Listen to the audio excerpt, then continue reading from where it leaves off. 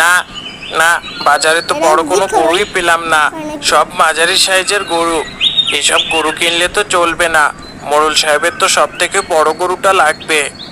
হ্যাঁ, ঠিকই বলেছ, কিন্তু এখন উপায় কি? দুইটা হাট ঘুরে আসলাম, কোথাও গরু পেলাম না। আমরা এখন বড় গরু কোথায় পাবো? শুনেছি গ্রামের মধ্যে কামাল ভাইয়ের বাড়িতে একটা গরু আছে, আর ওই গরুটা দেখতে যাব আজ। ও, কামাল ভাইয়ের গরু? কিন্তু ওটা সে বিক্রি করবে না, তাকে সে তার সন্তানের মতো ভালোবাসে। তুমি কামাল ভাইয়ের গরুর কথা একদমই ভুলে যাও। মোড়লের কথা বললে বিক্রি করবে না? যাবে কই?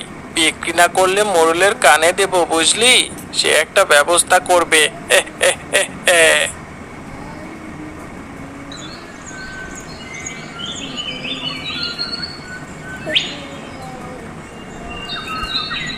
কি খবর কামাল ভাই, কেমন আছো?